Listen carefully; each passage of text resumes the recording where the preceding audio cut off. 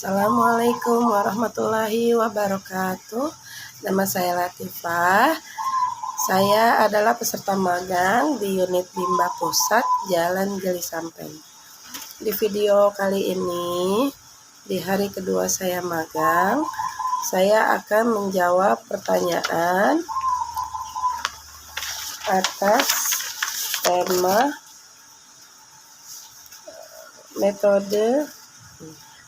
tema kurikulum dasar kedua. Di bagian A, pertanyaannya mengenai metode individual system. Pertanyaannya adalah sebagai berikut. Yang pertama, apa pengertian individual system? Individual system adalah proses belajar yang berpusat pada anak sebagai subjek belajar.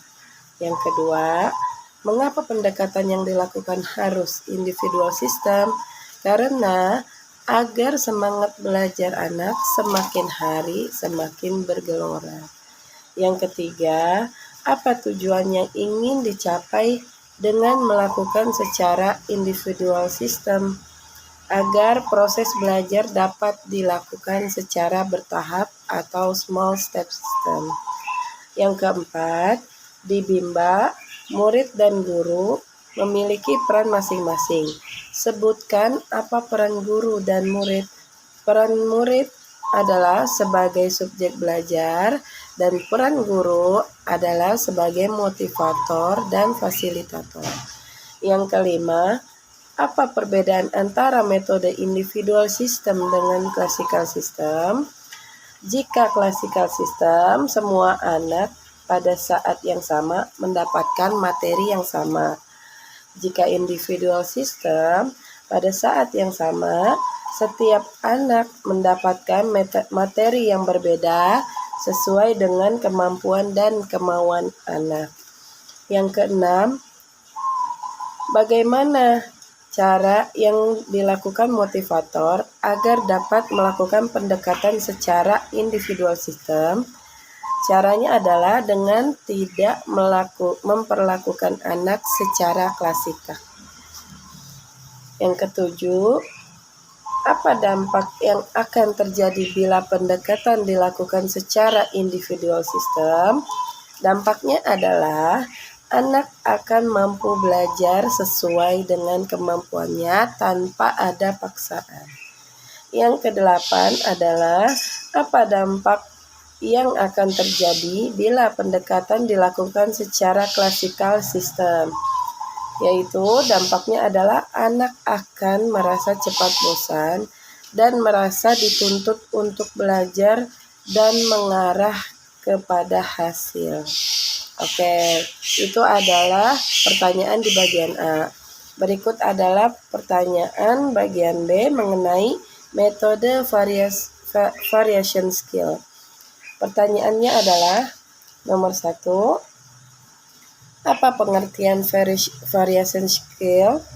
Variation skill adalah kemampuan yang harus dimiliki setiap motivator dalam memvariasikan antara aspek belajar dan kegiatan belajar. Yang kedua, mengapa kegiatan belajar harus divariasikan? Karena anak mempunyai rentang konsentrasi yang pendek, mudah teralihkan, dan cepat bosan pada sesuatu kegiatan. Yang ketiga, apa tujuan yang ingin dicapai dengan memvariasikan kegiatan belajar? Tujuannya adalah agar anak tidak cepat merasa bosan, semakin tertarik dan bersemangat, serta antusias dengan kegiatan bermain sambil belajarnya. Yang keempat, sebutkan 3 aspek belajar. 3 aspek belajar yaitu 1. Kemampuan afektif, yang kedua kemampuan kognitif, yang ketiga kemampuan psikomotorik. Yang kelima, kegiatan apa yang termasuk aspek kognitif? Kegiatan yang berkaitan dengan kerja otak atau kecerdasan seperti kegiatan membaca dan berhitung. Yang keenam, kegiatan apa yang termasuk aspek afektif? Kegiatan yang termasuk aspek afektif adalah kegiatan yang berkaitan dengan hati dan perasaan, seperti bernyanyi, berdialog, dan berdongeng. Yang ketujuh, kegiatan apa yang termasuk aspek psikomotorik? Kegiatan yang termasuk aspek psikomotorik adalah kegiatan fisik yang berkaitan dengan anggota tubuh, seperti motorik kasar yang menggunakan kaki dan tangan. Contohnya adalah menari, melempar, menangkap, dan motorik halus yang menggunakan jari-jari tangan, contohnya seperti menulis. Yang kedelapan, bagaimana cara motivator memvariasikan kegiatan belajar dengan aspek belajar? Dengan cara menerapkan teori Bandul. Oke, itu adalah pertanyaan dari bagian B. Selanjutnya, saya akan menjawab pertanyaan di bagian C mengenai teori dasar dalam psikologi pendidikan. Pertanyaannya adalah sebagai berikut. Yang pertama, apa yang dimaksud dengan the law of effect atau hukum akibat? The law of effect atau hukum akibat adalah ketika kita melakukan sesuatu kegiatan yang menyenangkan, mengakibatkan akan diulang. Yang kedua, apa yang dimaksud dengan the law of exercise atau hukum latihan? The law of exercise atau hukum latihan adalah ketika suatu kegiatan yang terus diulang maka akan berdampak mampu. Yang ketiga, apa yang dimaksud dengan the law of readiness atau hukum kesiapan?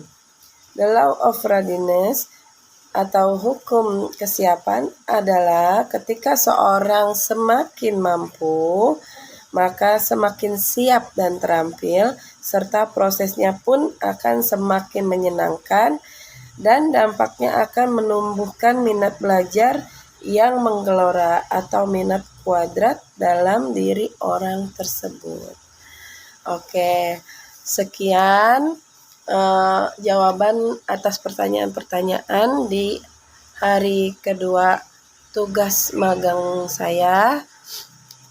Apabila ada kesalahan dalam kata, saya mohon maaf. Wabillahi taufiq wal hidayah. Wassalamualaikum warahmatullahi wabarakatuh.